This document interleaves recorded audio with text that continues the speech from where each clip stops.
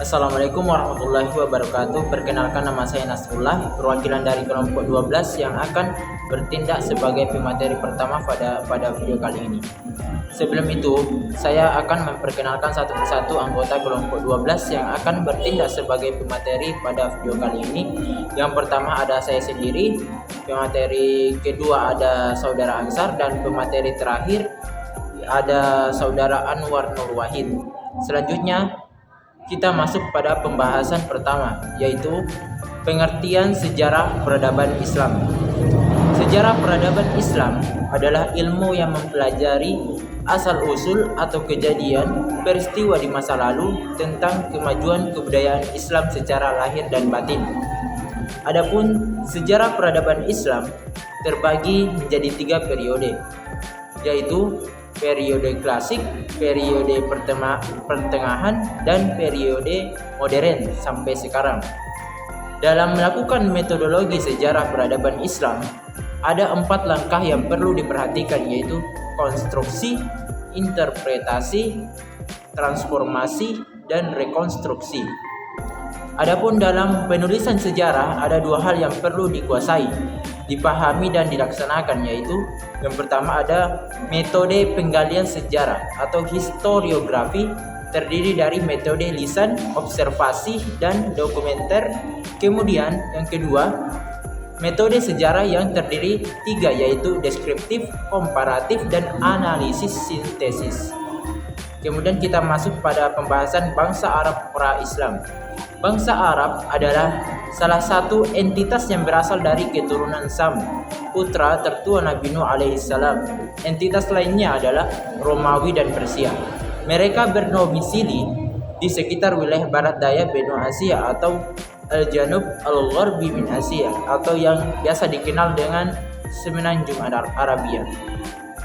Kondisi politik internal wilayah Arabia di masa jahiliyah menjelang kedatangan Islam pada dasarnya terpecah-pecah, tidak mengenal kepemimpinan sentral ataupun persatuan kepemimpinan politik.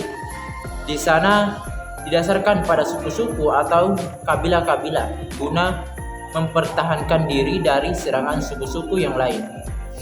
Sumber ekonomi utama yang menjadi penghasilan orang Arab adalah perdagangan dan bisnis. Salah satu kelebihan bangsa Arab adalah terletak pada bahasanya. Bahasa Arab itu sendiri merupakan salah satu bahasa rumpun semit yang paling sempurna dan mampu bertahan dari seleksi alam hingga Islam datang. Kemudian mengalami perkembangan yang sangat pesat karenanya. Sekian pemaparan materi dari saya. Terima kasih. Bismillahirrahmanirrahim. Assalamualaikum warahmatullahi wabarakatuh. Saya atas nama Ansar, NIM 10156122007.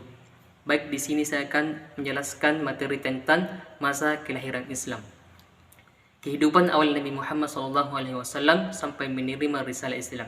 Rasulullah SAW lahir pada hari Senin tanggal 12 Rabiul Awal pada tahun Gajah di kota Mekkah, salah satu di Jazirah Arab, bertetapan dengan tanggal 20 April 571 Masehi. Beliau berasal dari kalangan bangsawan Quraisy dari Bani Hashim. Beliau terlahir yatim karena ayahnya meninggal dunia 7 bulan sebelum beliau lahir. Pada usia 6 tahun, ibunya meninggal dunia ketika pulang dari menziarahi makam Abdullah, sehingga beliau menjadi yatim piatu. Kemudian beliau diasuh oleh kakeknya yang bernama Abdul Muthalib. Lalu 2 tahun kemudian kakeknya meninggal, sehingga beliau diasuh oleh pamannya yang bernama Abu Talib.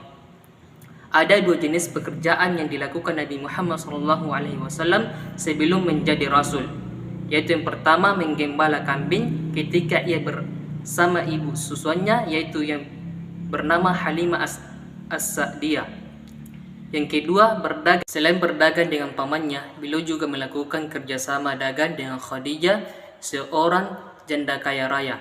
Sampai akhirnya Khadijah tertarik pada kejujuran dan akhlak Nabi Muhammad SAW yang baik.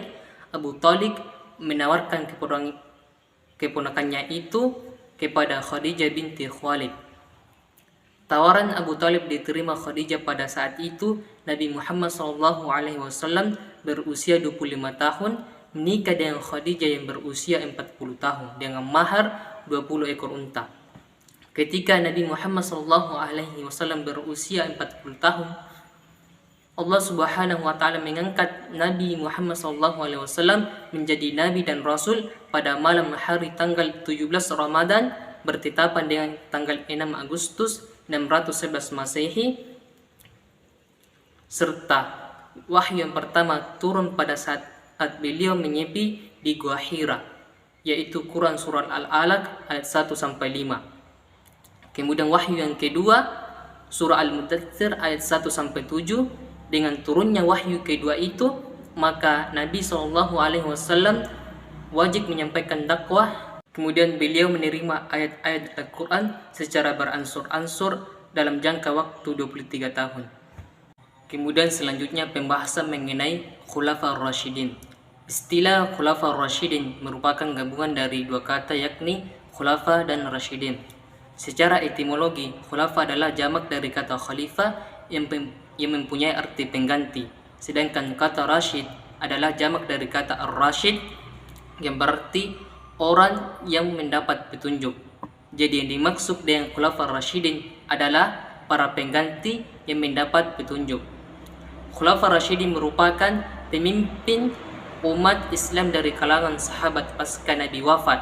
Para pemimpin pengganti Rasulullah SAW dalam mengatur kehidupan umat manusia yang adil, bijaksana, cerdik, dan selalu melaksanakan tugas dengan benar serta selalu mendapat petunjuk dari Allah Subhanahu wa taala. Ada 4 Khulafa Rasyidin, yaitu yang pertama Abu Bakar As-Siddiq sebagai khalifah atau pengganti Rasulullah SAW.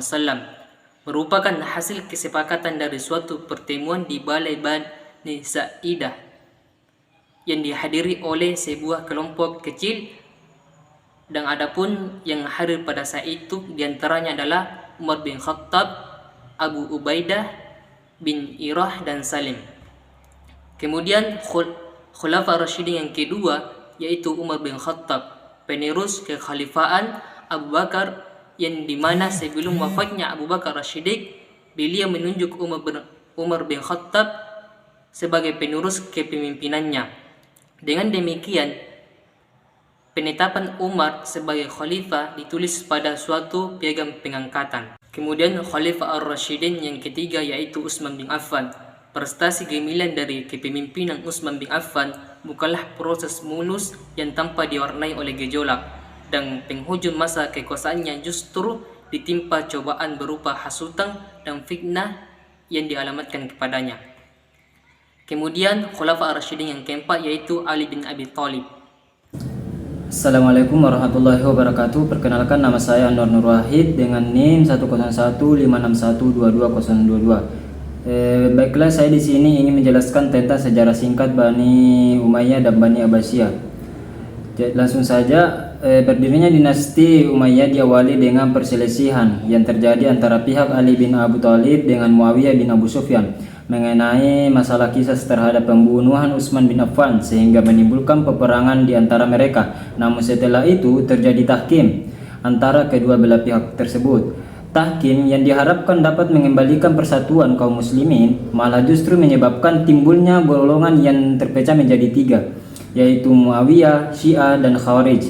Dan pada tahun 661 Masehi, Khalifah Ali wafat karena dibunuh oleh seorang kaum Khawarij yang bernama Abdurrahman bin Muljam. Setelah itu digantikan oleh putranya yaitu Hasan untuk menjadi khalifah menggantikan ayahnya. Namun karena Hasan sama sekali tidak memiliki jiwa kepemimpinan, maka Khawarij memanfaatkan kelemahannya, dan kemudian Muawiyah membuat sebuah perjanjian dengan Hasan bahwa pengangkatan pemimpin selanjutnya akan diserahkan kepada umat Islam setelah periode Umayyah berakhir. Barulah kemudian setelah itu Muawiyah bin Abu Sufyan menjabat sebagai khalifah dan terbentuklah dinasti Bani Umayyah. Pada puncak kejayaan dinasti Umayyah terlihat pada masa pemerintahan Khalifah Walid bin Abdul Malik. Khalifah Al-Walid mewarisi stabilitas politik yang memungkinkannya dapat membangun negara. Oleh karena itu, dia memperluas Masjid Mekkah dan membangun Masjid Madinah di Syam dia juga membangun sejumlah sekolah dan rumah ibadah serta membantu lembaga-lembaga sosial. Dan adapun ilmu pengetahuan yang berkembang pada masa Daulah Umayyah ini adalah ilmu-ilmu keagamaan atau nakliyah, seperti pengembangan bahasa Arab, ilmu qiraat, ilmu tafsir, ilmu hadis, ilmu fikih dan lain sebagainya. Kemudian kekuasaan dinasti Bani Umayyah runtuh pada tahun 750 Masehi ketika Khalifah Marwan dikalahkan oleh pasukan Abbasiyah dalam pertempuran Zab. Kekalahan itulah yang menjadi akhir dari kekuasaan dinasti Umayyah sekaligus menjadi awal berdirinya dinasti Abbasiyah. Jadi dan disebutkan dalam sejarah bahwa Bani Abbasiyah sendiri diadopsi dari nama salah seorang paman Nabi Muhammad SAW, yakni Al-Abbas bin Abdul Muthalib bin Hashim. Dari sini kemudian memunculkan pendapat oleh Bani Abbasiyah bahwa yang paling pantas dan berhak untuk melanjutkan estafet kekhalifahan Islam adalah mereka, karena mereka merupakan cabang dari Bani Hashim yang secara nasab lebih dekat dengan Nabi Muhammad SAW. Lalu pada masa perkembangan hingga masa kejayaan Bani Abbasiyah, dengan berakhirnya pemerintahan Bani Umayyah, maka Bani Abbasiyah mewarisi pemerintahan besar dari Bani Umayyah. Dan masa kejayaan pemerintahan dinasti Abbasiyah dengan naiknya Harun ar-Rasyid sebagai khalifah, maka dinasti Abbasiyah memasuki era baru yang sangat gemilang.